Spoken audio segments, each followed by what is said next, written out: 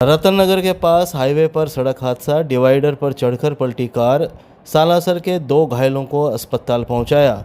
चूरू के NH 52 पर रतन नगर के पास मंगलवार को सड़क पर अचानक पशु आने से कार अनियंत्रित होकर डिवाइडर पर चढ़ गई और कई पलटे खा गई। हादसे में कार सवार 2 युवक घायल हो गए, जिन्हें स्थानीय लोगों की मदद से राजकीय भर्ती अस्पताल के आपातकालीन वार्ड पहुंचाया गया। कार में कुल 3 लोग सवार थे, जो हरियाणा के हिसार से सालासर जा रहे थे। तीसरे व्यक्ति की तलाश की जा रही है। रतन नगर के शक्ति सिंह भाटी ने रात 10 बजे करीब बताया कि हादसा इतना भीषण था कि कार करीब 4 से 5 पलटे खाकर क्षतिग्रस्त हो गई। टक्कर के दौरान एक व्यक्ति कार से बाहर निकलकर काफी दूर जा गिरा। दुर्घटना के तुरंत बाद आसपास के लोग मौके पर पहुंचे और राहत कार्य शुरू किया। घायलों को बाहर निकालकर प्राथमिक सहायता दी गई।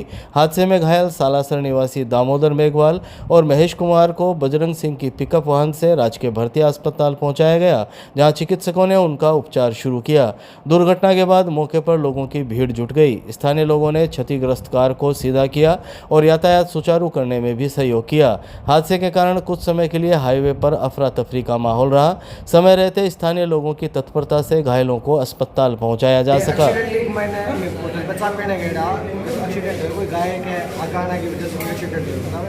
गाड़ी में 4-5 पलटा मारी, फिर भी गाड़ी में खाया भी मैंने। एक आदमी हो जो रोड के किनारे पर हो, एक आदमी जो गाड़ी के अंदर वहाँ निकाल के मैं तुरंत ही सगड़ा भाई मिल के मैं हॉस्पिटल लेके आया। पिकअप भी बजरंग भाई इस हॉस्पिटल में हमें बताया जा रहा है कि 3 लोग आ, क्योंकि मौका पर मौजूद 2 ही लोग बन पाए। म्यूल अकाउंट के जरिए 9,60,000 रुपए की साइबर ठगी, नया बास का युवक गिरफ्तार। 30 से 40 बैंक खाते किराए पर लेकर ठगी करने का खुलासा। चूरू की साइबर थाना पुलिस ने म्यूल अकाउंट के जरिए लाखों रुपए की साइबर ठगी करने वाले गिरोह पर कार्रवाई करते हुए एक आरोपी को गिरफ्तार किया है। पुलिस ने 9,60,000 रुपए के अवैध लेन देन से जुड़े इस मामले में नया बास के 22 वर्षीय समीर खां उर्फ चीकू को गिरफ्तार किया है। मामले में एक अन्य आरोपी श्री जैन आई को पुलिस पहले ही गिरफ्तार कर न्यायिक अभिरक्षा में जेल भेज चुकी है। मंगलवार शाम 5 बजे करीब मिली जानकारी के मुताबिक SP निश्चय प्रसाद के निर्देशन में चलाए जा रहे ऑपरेशन म्यूल हंटर के तहत साइबर थाना पुलिस बैंक खातों और मोबाइल नंबरों का विश्लेषण कर रही थी। जांच में सामने आया कि आरोपियों ने किराए पर लिए गए बैंक खातों का इस्तेमाल साइबर ठगी की रकम का लेन देन और निकासी की। थानाधिकारी विजय कुमार मीणा के नेतृत्व में गठित टीम ने तकनीकी साक्ष्यों के आधार पर आरोपी समीर खान को गिरफ्तार किया।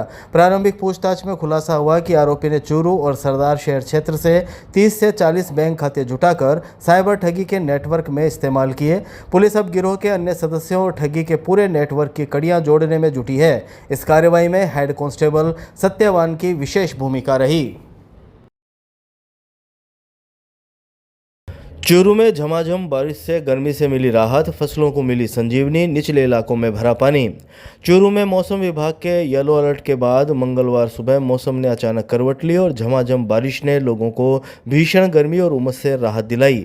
सुबह से ही आसमान में घने बादल छाए रहे तथा ठंडी हवाओं के चलते मौसम सुहावना हो गया। हल्की बारिश कुछ ही देर में तेज बरसात में बदल गई, जिससे शहर की सड़कों पर पानी बहने लगा और तापमान में भी गिरावट दर्ज की गई। पिछले कई दिनों से उमस भरी गर्मी के कारण जनजीवन प्रभावित हो रहा था। बारिश ने आखिरकार लोगों को राहत पहुंचाई। बारिश की वजह से शहर के निचले इलाकों में पानी भर गया, जिससे लोगों को आवागमन प्रभावित हुआ। सुबह 10 बजे करीब मिली जानकारी के अनुसार मौसम विज्ञान केंद्र जयपुर के निदेशक राधेश्याम शर्मा ने बताया कि 21 और 22 जुलाई को बारिश की गतिविधियों में बढ़ोतरी होगी। इस दौरान कई स्थानों पर मध्यम से तेज बारिश होने की संभावना है। उन्होंने बताया कि 23 से 27 जुलाई तक प्रदेश के कई संभागों में मानसून सक्रिय रहने के आसार है।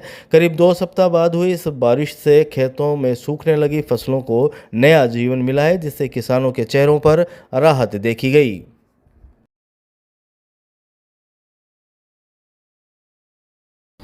यूजीसी कानून के विरोध में खेल स्टेडियम से निकला जुलूस, महिपाल सिंह मकराना का हुआ स्वागत। चूरू जिले में यूजीसी कानून के विरोध में 800 किलोमीटर की पदयात्रा पर निकले महिपाल सिंह मकराना का चूरू पहुंचने पर सर्व समाज की ओर से स्वागत किया गया। इस अवसर पर करणी सेना और सर्व स्वर्ण समाज के बैनर तले खेल स्टेडियम से परशुराम भवन तक जुलूस निकाला गया, जिसमें बड़ी संख्या में युवाओं ने भाग लिया। मंगलवार शाम 4 बजे करीब मिली जानकारी के अनुसार परशुराम भवन में आयोजित आयोजित सभा को संबोधित करते हुए महिपाल सिंह मकराना ने कहा कि यूजीसी कानून का विरोध जारी रहेगा। उन्होंने कहा कि इस कानून को वापस लेने की मांग को लेकर समाज लगातार आवाज उठा रहा है और इसके लिए आगे भी आंदोलन जारी रहेगा। कार्यक्रम में करणी सेना के जिलाध्यक्ष प्रदीप सिंह ढाडर, आलोक सिंह टकनेत, कमल सिंह राठौड़ सहित विभिन्न सामाजिक संगठनों के प्रतिनिधि और समाज के लोग मौजूद रहे। कार्यक्रम का संयोजन दिनेश लाटा ने किया। अंत में करणी सेना जिलाध्यक्ष प्रदीप सिंह ढाडर ने आयोजन को सफल बनाने में सहयोग देने वाले सभी समाज बंधुओं का आभार व्यक्त किया। पूरे कार्यक्रम के दौरान सुरक्षा व्यवस्था भी बनाए रखी गई और शांतिपूर्ण ढंग से आयोजन संपन्न हुआ। यूजीसी रोलबैक को लेकर हम लोग 600-700 किलोमीटर की यात्रा कर रहे हैं। 11 तारीख से आज हमारा 11वां दिन है और यूजीसी काला कानून जो हमारे बच्चों के खिलाफ आया, बच्चों के भविष्य को खराब करने वाला है, हम लोग कतई स्वीकार नहीं करेंगे। सभी स्वर्ण समाज के लोग, जिसमें महिलाएं भी शामिल हैं, हम लोग आज चूरू की धरती से निकल के हम लोग आगे झुंझुनू की तरफ जा रहे हैं और आपके चैनल के माध्यम से बोलना चाह रहे हैं, कतई हम लोग इस कानून को लागू नहीं होने देंगे। इन्होंने चाहे कितना ही लॉ बना लिया हो, संसद में पास कर लिया हो, सुप्रीम कोर्ट का आंशिक स्टे है, उससे कोई फर्क नहीं पड़ता। कमेटियाँ ज़्यादातर कॉलेजों में बन के तैयार हो चुकी है। इनकी मानसिकता दर्शाती है कि ये लोग चाहते हैं कि यूजीसी लागू हो, जबकि हम लोग कतई इस ऐसे कानून को पास नहीं होने देंगे। पास हो गया तो लागू नहीं होने देंगे। सुप्रीम कोर्ट का स्टे कभी भी हो सकता है। किसी गलतफहमी हो, सड़कों पे आए स्वर्ण समाज के लोग और बाकायदा हमारा जो इस ये स्वर्ण न्याय यात्रा है इसमें भागीदारी दे, साथ दे, समर्थन दे। हम लोग अब की बार 3 तारीख को 3 अगस्त को जयपुर पहुंचेंगे और पूरे प्रदेश से इस यात्रा को चालू रख के, जारी रख के दिल्ली के दरवाजे खटखटाएंगे। आपका नाम? महिपाल सिंह मकराना, श्री राजपूत कनिष्ठा का राष्ट्रीय अध्यक्ष। गांव श्यामपुरा से काम पर जाने का कहकर निकला युवक लापता, सदर थाने में गुमशुदगी दर्ज। चूरू के सदर थाना क्षेत्र के गांव श्यामपुरा निवासी 35 वर्षीय देवीलाल मेघवाल के लापता होने का मामला सामने आया है। इस संबंध में उसके छोटे भाई शेराराम मेघवाल ने सदर थाने में गुमशुदगी की रिपोर्ट दर्ज कराई है। पुलिस ने मामला दर्ज कर जांच शुरू कर दी है।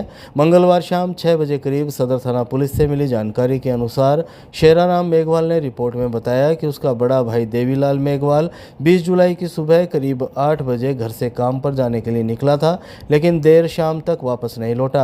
परिजनों ने उसके मोबाइल पर कई बार संपर्क करने का प्रयास किया, लेकिन फ़ोन बंद मिला। इसके बाद रिश्तेदारों और परिचितों के यहाँ तलाश की गई, मगर उसका कोई सुराग नहीं लग सका। रिपोर्ट के अनुसार देवीलाल विवाहित है और उसके 3 बच्चे हैं। उसका रंग सांवला है, कद करीब 5.5 फीट है तथा घर से निकलते समय उसने पैंट शर्ट पहन रखी थी। मामले की गंभीरता को देखते हुए सदर थाना पुलिस ने मंगलवार को गुमशुदगी दर्ज कर जाँच शुरू कर दी। मामले की तफ्तीश ASI श्रीराम को सौंपी गई है। युवक की तलाश के लिए विभिन्न स्तर पर प्रयास शुरू कर दिए गए हैं।